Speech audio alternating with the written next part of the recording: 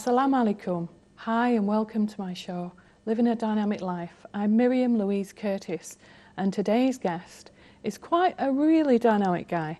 Welcome, Peter Uglow. Hi. Hi. So you've inspired lots and lots of people in, is it 3 years since you've? Yeah, just a little over 3 years, yeah.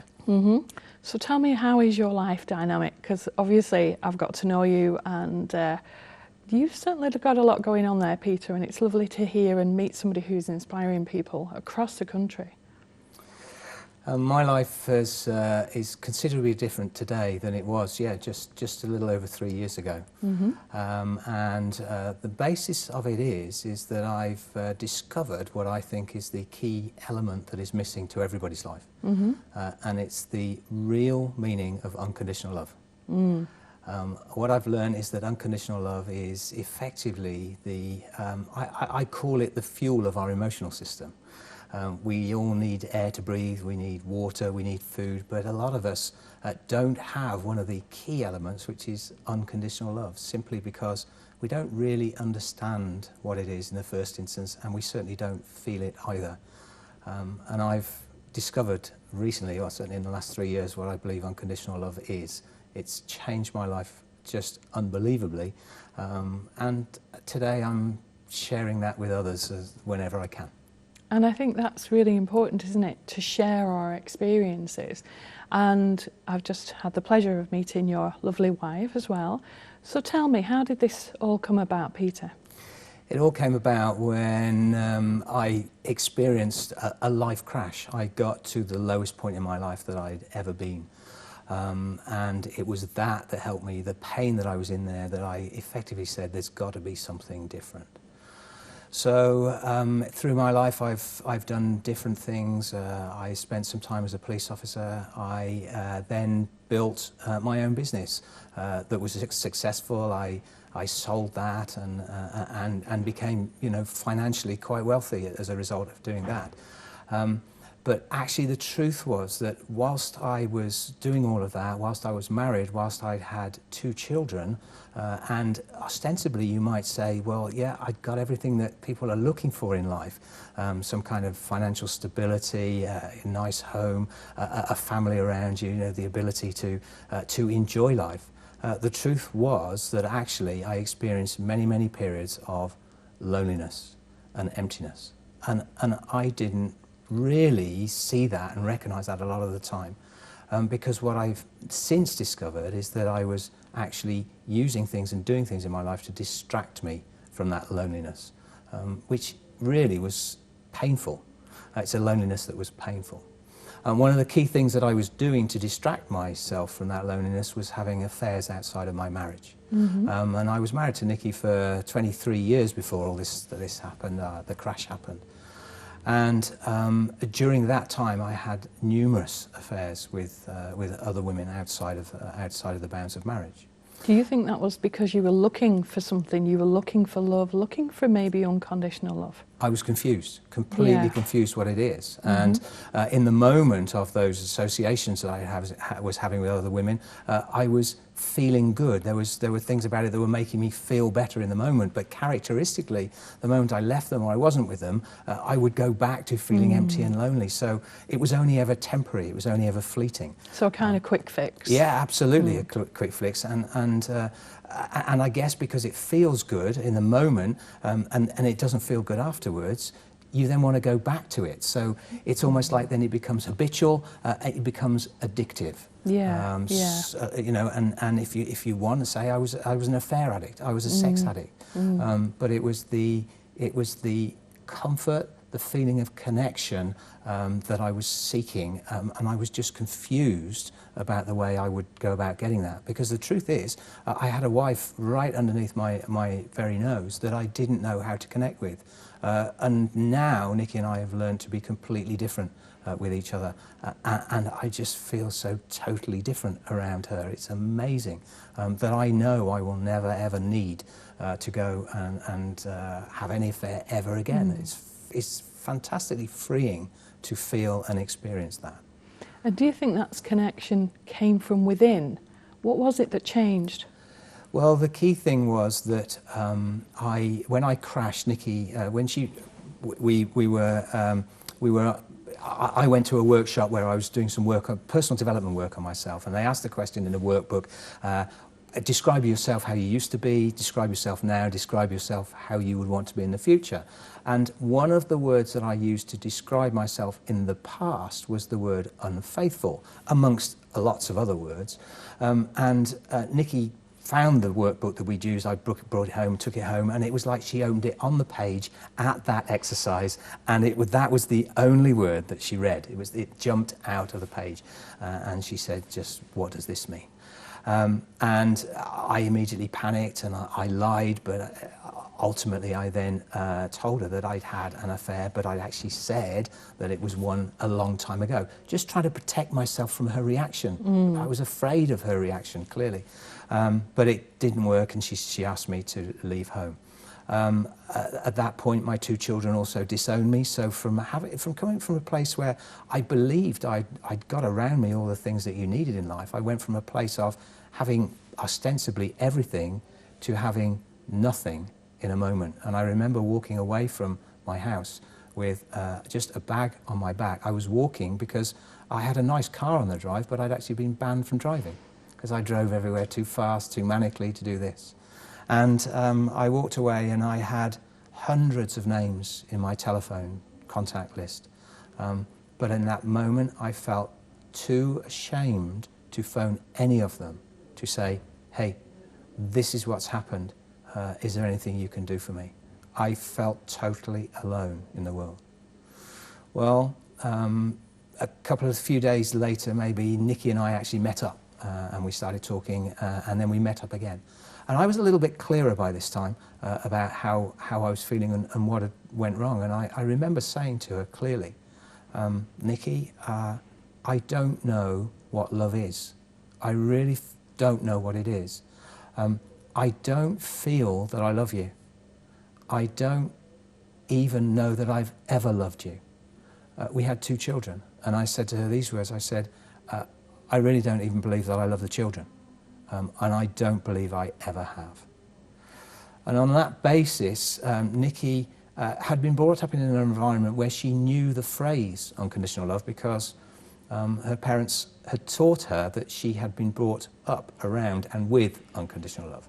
But they just labelled it that as it happened, but they used the phrase. So she knew the phrase. And she went and put the phrase into Google, good old Google, and came up with some work of a doctor in America called Dr. Greg Bear. So what was it that ultimately brought around that change? So Nikki asked me to leave home.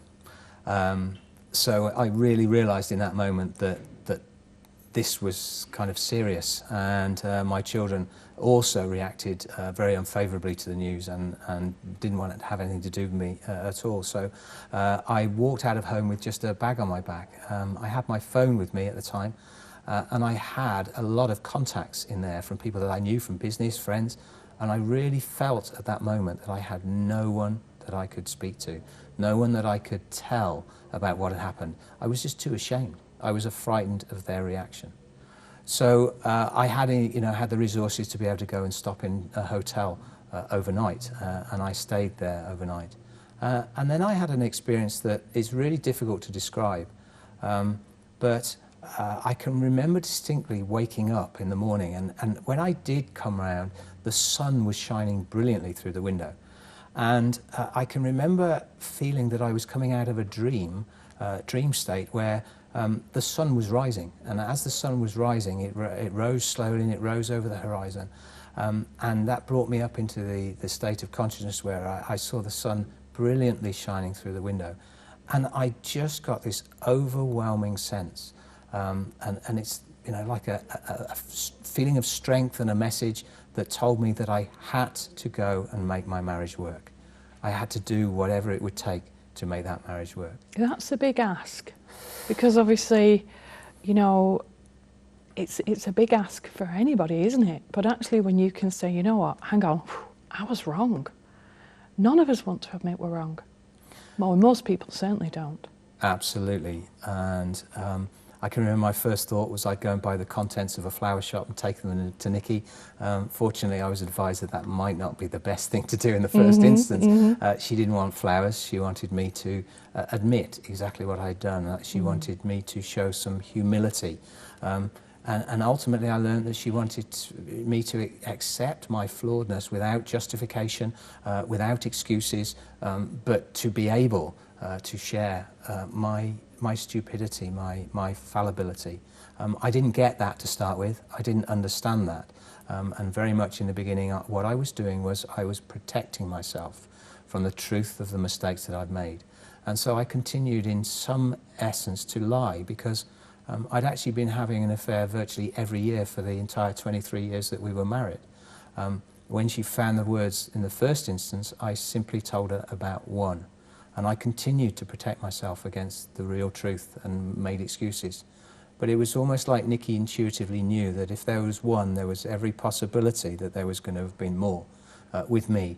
And that was certainly the case. And until one day I just got to the realization that it was pointless me sharing one. I had to tell her everything.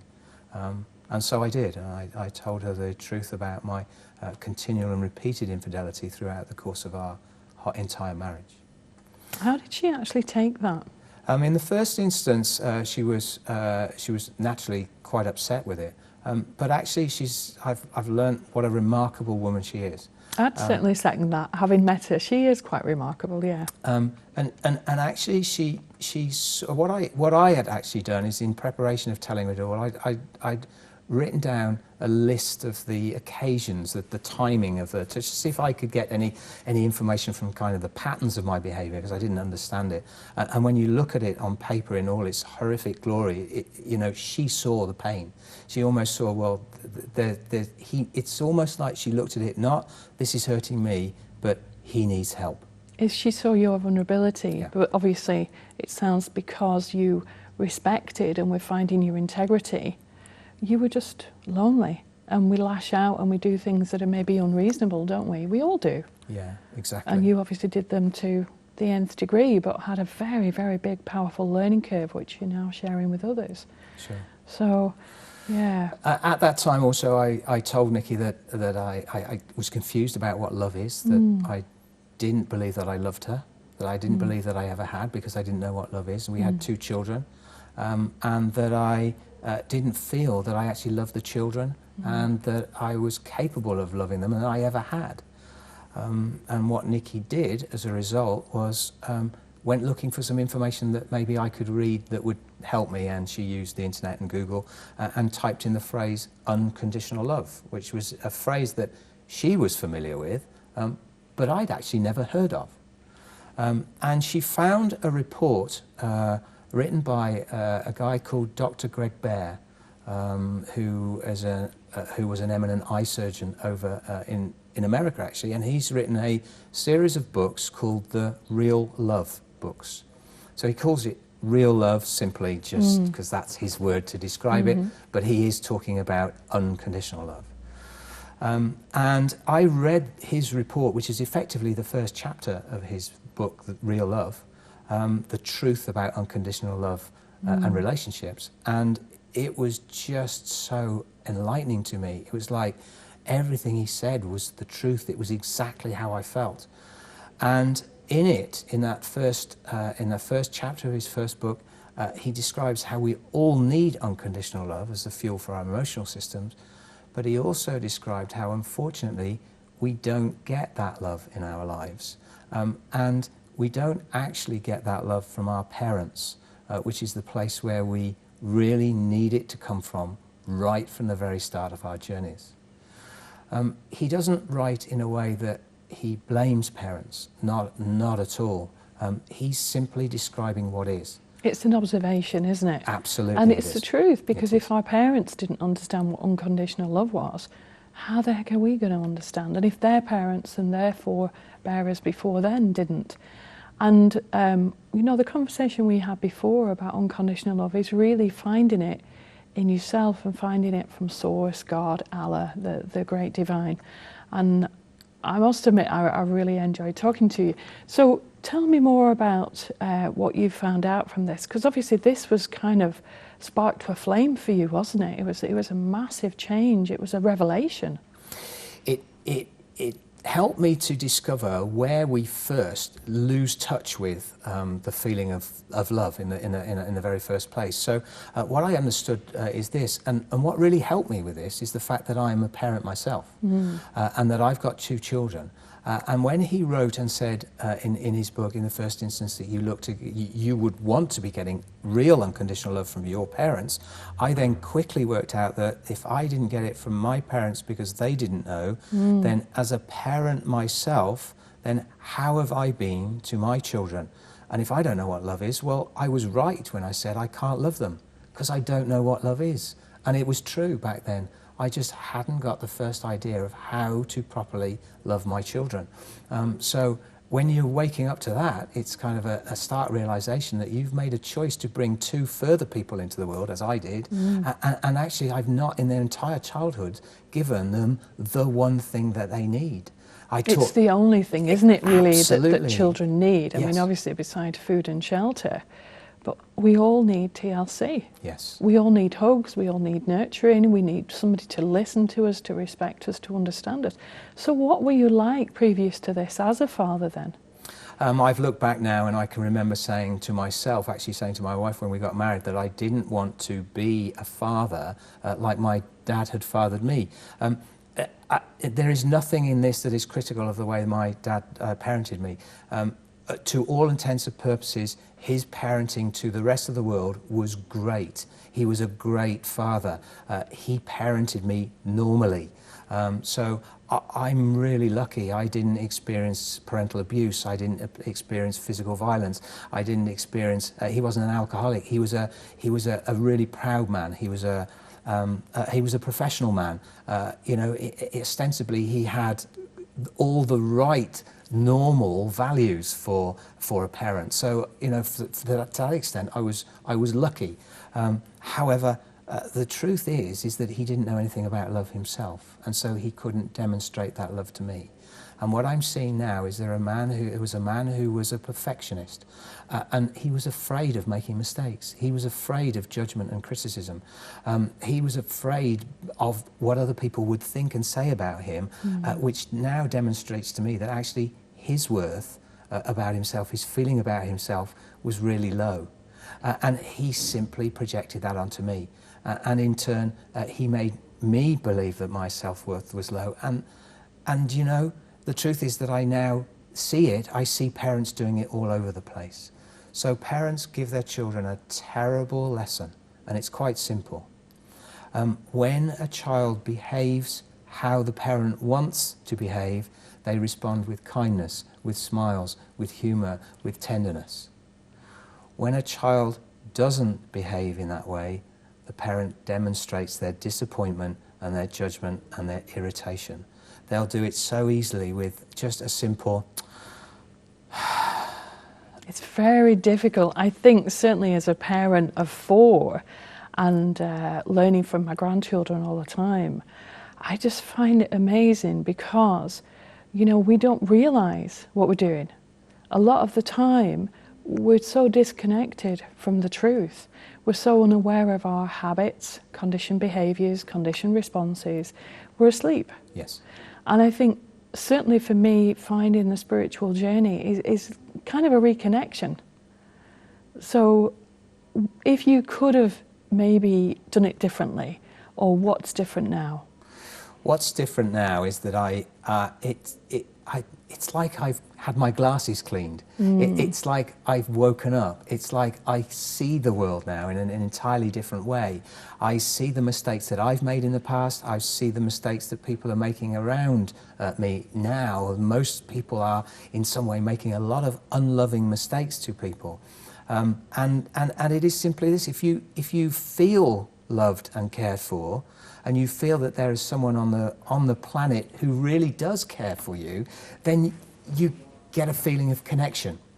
And when you really get to feel that, because you weren't connected to your parents, and that now you get a sense of connection, and actually I am lovable regardless of what I do, regardless of the mistakes I make, and that just helps you to build your sense of self-worth, and ultimately you go on a journey where instead of being mistrustful of things and people, you then get a sense of trusting what love really is.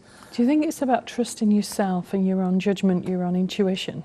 In the first instance, no, I don't, because Okay. when we're in that place of pain, it's almost like if you haven't got it to give, if you've got nothing to give, how can you give it? You can't give something you haven't got. It's very true. So if you haven't been loved in the first instance, you don't know what it's about, how can you actually love someone else? Because you don't know what it is.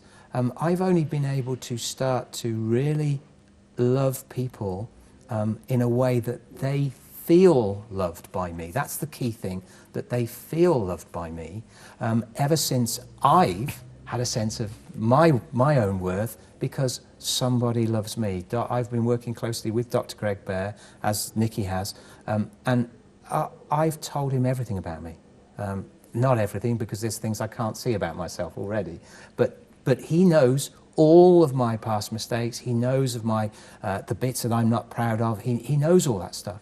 And you know, he just still accepts me with open arms all the time.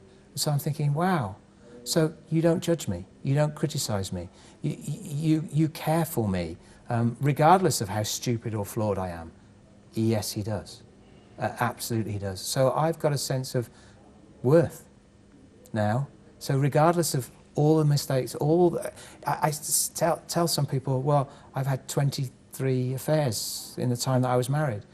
You can see they recoil in disgust and look, well, how could you possibly do that? But there's nobody on the planet who's not made a mistake in some way, shape or form. Exactly. And in any religion, it's don't judge, because we've all done good, bad and indifferent things. Yes. We're coming close to a break in a couple of minutes, so just remind us, Greg Bear is in America, isn't he? Yes, he is. And have you read all of the books? Yes, I have. Wow. Goodness me. Yes. Is Greg writing any more? Or? I don't think he's got any plans to now. He says he may have 2 or 3 books still in him, maybe, but there's no urge right now for him. He feels that he's written enough. His books cover real love, which is his basic one about unconditional love, but he's also written books about how you would be unconditionally loving when you're looking for a partner, when you're dating. He's written one called Real Love in Marriage. He's written one called Real Love in the Workplace. He's written one called Real Love in Parenting. So, you know, a wide range of all the aspects that many of us have in day-to-day life, where we can eliminate our selfishness, our inherent selfishness, and instead of focusing on ourselves, our own pain, our own needs, instead of needing to get stuff, we live a life where we give. Where we it's give free to others. of conditions, expectations and attachments. Yes. So the website's reallove.com, is that right? The American website is reallove.com. Nicky and I currently are bringing his work here to the UK. Obviously he can't do the whole of the world on his own, and we're helping him out in introducing his work to the UK. Our website here is www.realloveuk.com. Oh, okay. So how many people do you think you've influenced already, Peter?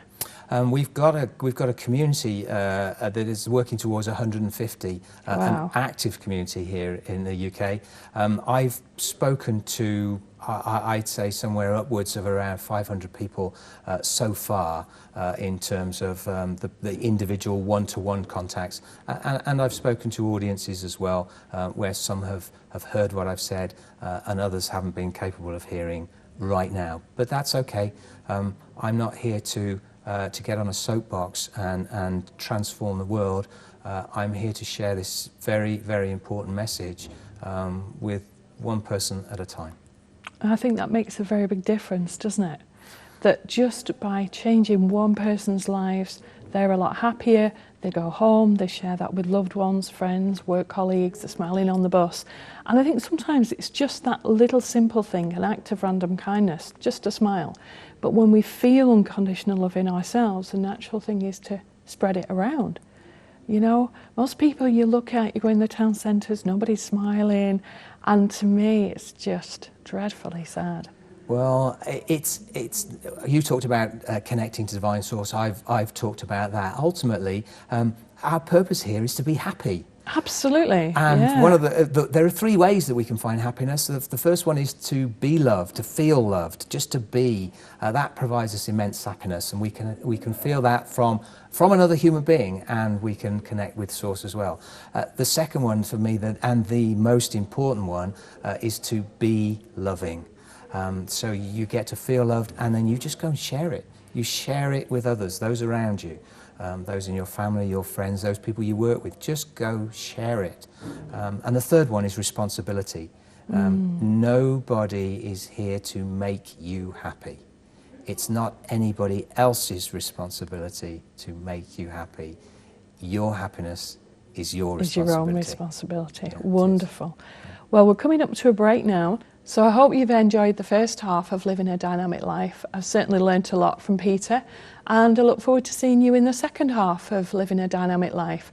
I'm Miriam Louise Curtis, and I'll see you in a few moments. Thank you. What I've learnt to be able to do in my flawed stupidity, and from where I've come from and who I am, is to be able to love people. So first of all, I started learning how to love Nikki, my wife. Now, I ran a business where the entire purpose of the business was to make as much money for me as possible. Do you see, I didn't care for anybody else. I didn't care for the people that were working for me. I didn't really care for our customers. It was just about me, me, me, me, me.